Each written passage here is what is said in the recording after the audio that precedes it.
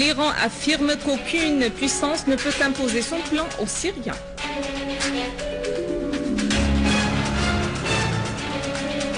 Aveux de terroristes sur leur armement et financement par l'étranger pour déstabiliser la Syrie.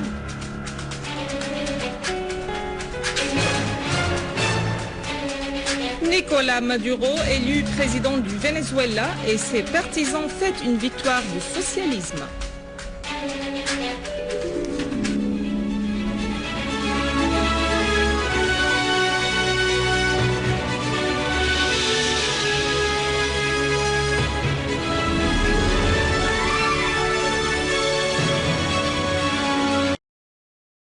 Accordé à la première chaîne de télévision que, contrairement à l'idée reçue sur le président Poutine, ce dernier est très habile à créer des compromis sans porter atteinte ni aux intérêts de la Russie, ni à ceux de ses partenaires politiques, a-t-il affirmé. Peskov a aussi confirmé que la sécurité nationale russe ne peut pas être abandonnée et ne peut pas être dépassée dans le traitement d'aucun des problèmes actuels.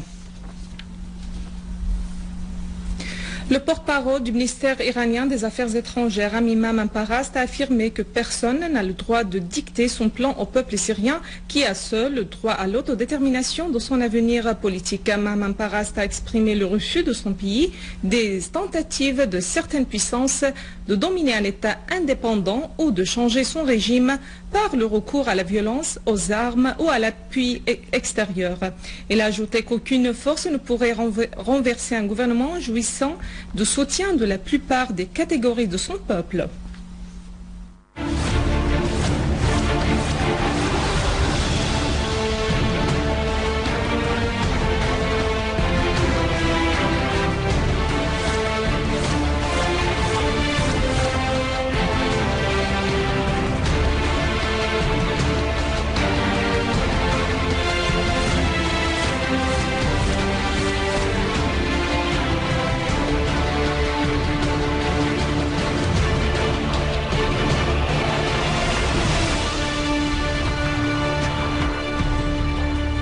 Dans la banlieue de l'Attaqué, des unités de l'armée arabe syrienne ont visé des repères de terroristes dans les villages de Rabi'a, l'Aouénat, de Wadi Shekhan et de Khan el-Houl, liquidant nombre de terroristes et détruisant leurs véhicules.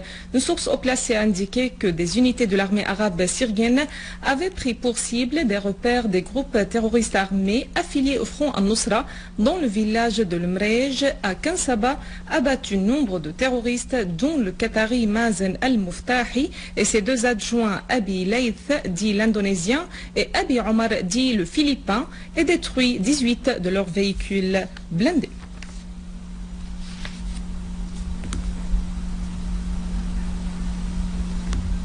Et dans la banlieue de Homs, des unités de l'armée arabe syrienne ont tué nombre de terroristes et blessé d'autres.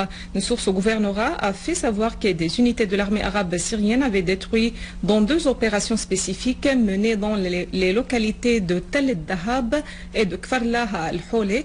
3 véhicules, 2 étaient dotés de mitrailleuses lourdes, alors que le troisième était équipé d'un canon de mortier avec les terroristes à bord. Parmi les terroristes tués figuraient les Libanais Mohamed al-Hamad et Abd el-Jalil al-Barraq. La même source a souligné que des unités de l'armée arabe syrienne avaient détruit nombre de repères des terroristes à proximité de la citadelle de Homs dans la ville d'Al-Rastan et liquidé nombre de terroristes. D'ailleurs, des unités de l'armée arabe syrienne avaient abattu plusieurs terroristes dans la localité d'Al-Ghajar dans la banlieue d'Al-Rastan. L'armée arabe syrienne avait également repoussé une attaque des terroristes contre un point de contrôle des forces de l'ordre près de Tel el-Nabi Mando dans la banlieue d'Al-Qsir et tué nombre d'eux, dont certains étaient des chefs de la soi-disant brigade d'Al-Farouq. Au gouvernorat d'Idlib, des unités de l'armée arabe syrienne ont fait face à plusieurs groupes terroristes armés dans différentes localités, leur infligeant de lourdes pertes. La plupart des éléments de ces groupes ont été tués ou blessés, alors que leurs armes et munitions ont été détruites. Des repères de terroristes ont été anéantis avec leurs équipements militaires dans 7 villages dans la banlieue d'Idlib. Les unités de l'armée arabe syrienne ont de même neutralisé un groupe terroriste armé qui commettait des actes de sabotage et de vol à main armée sur la route Ma'arrat Masrin et Al-Harbanouch. Nombre de chefs des groupes terroristes armés du soi-disant conseil militaire et des brigades reconnaissent avoir reçu des fonds et des armes de parties étrangères pour exécuter des crimes et déstabiliser la sécurité en Syrie.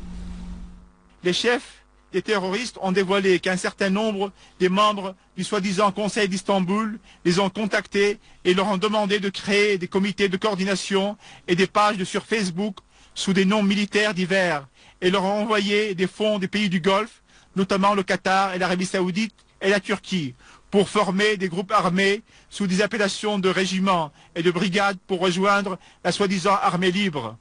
Ces terroristes ont indiqué que la majorité des éléments des groupes terroristes armés sont des mercenaires qui ne se battent pas sans rétribution. Les terroristes ont également révélé qu'il y avait des groupes organisés armés ayant pour seule mission le pillage et le vol des usines et des biens, pour que les commandements de l'opposition appartenant à la soi-disant coalition syrienne se les partagent après les transférer et les vendre dans les marchés turcs, en toute connaissance du gouvernement turc et ses appareils de sécurité. Mais ce qui intéresse les Syriens sont les exploits que réalise leur vaillante armée pour purger la terre syrienne de la salissure des terroristes, et que l'histoire enregistre dans ses pages que l'armée arabe syrienne a écrit les plus belles images dans la défense de la patrie. Les citoyens de la ville de Qamishli dans la campagne d'El Hasake affirment que la ville mène une vie normale, à l'inverse des nouvelles véhiculées par les chaînes tendancieuses. Dans une nouvelle campagne d'allégation lancée par les médias partenaires dans l'effusion de sang du peuple syrien, ceux-ci avaient prétendu que les groupes armés avaient contrôlé la ville de Qamishli dans le gouvernorat de Hasake et que la situation sécuritaire dans la ville est très mauvaise. Les habitants de la ville de Qamishli ont démenti ces nouvelles. Je suis venu de Taltam, via l'autoroute, pour réparer ma voiture. Il n'y a aucun problème et la situation va bien.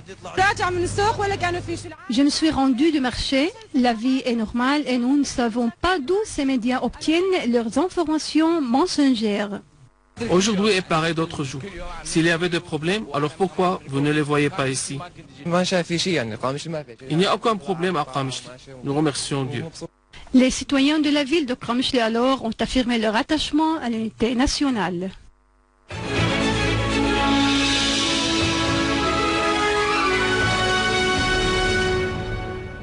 La traduction semble une activité facile, mais reproduire la pensée dans une autre langue d'une manière accessible et compréhensible demande aux traducteurs du temps et un grand effort. Chaque peuple et chaque langue dans le monde ont leurs particularités que le traducteur doit connaître avant de pouvoir transmettre les idées de façon agréable au public. Le ministère de la Culture en Syrie s'intéresse à la traduction qui constitue un pont reliant les différentes cultures. D'abord, le plan national de traduction est un plan qui consiste à traduire des langues étrangères, de 9 langues étrangères, vers la langue arabe, et non l'inverse. Ceci dit, il n'empêche que nous pouvons choisir et sélectionner certains titres de la littérature arabe, des titres expressifs de la pensée arabe, de la civilisation arabe, de ses apports civilisationnels et humanitaires, pour les traduire vers des langues étrangères. Mais cela nécessite des mécanismes qui pourraient nécessiter à leur tour des mesures particulières à prendre ultérieurement. Ainsi, au Musée national à Damas a commencé aujourd'hui un colloque de l'Institut national de la traduction. Les participants examineront les possibilités de traduire les plus importantes œuvres de la langue arabe, de l'histoire et des biographies à plusieurs langues étrangères. De même, les participants discuteront des œuvres littéraires, des mythes et des biographies des divers peuples pour les rendre accessibles aux lecteurs syriens et arabes afin qu'ils prennent connaissance des cultures et des littératures des autres peuples.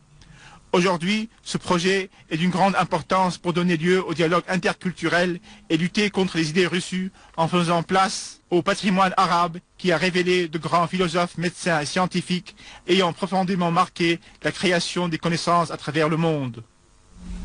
Le ministre australien des Affaires étrangères, Bob Carr, a reconnu la présence d'Australiens qui combattent aux côtés des groupes terroristes armés en Syrie, précisant que cette question menace sérieusement la sécurité de son pays. Il a fait noter que le nombre des Australiens qui combattent aux côtés des groupes terroristes armés en Syrie avait redoublé à environ 200 pendant 6 mois. La haute commission électorale vénézuélienne a déclaré la victoire du président par intérim Nicolás Maduro, qui a remporté les élections présidentielles qui se sont déroulées hier avec 50,76% des voix, ce qui lui permet d'aller de l'avant dans la politique socialiste du leader défunt, Hugo Chavez. La commission a ajouté que le candidat de l'opposition, Enrique Capriles, a obtenu 49% des voix. Maduro a appelé ses partisans à la paix et est au calme, déclarant qu'il accepte un recomptage des voix pour lever toute confusion sur le résultat du scrutin présidentiel. Voici un rappel des principaux titres. L'Iran affirme qu'aucune puissance ne peut imposer son plan aux Syriens.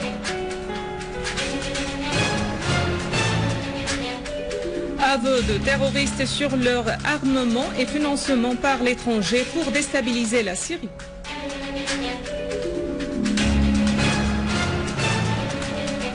Nicolás Maduro, élu président du Venezuela, et ses partisans fêtent une victoire de socialisme.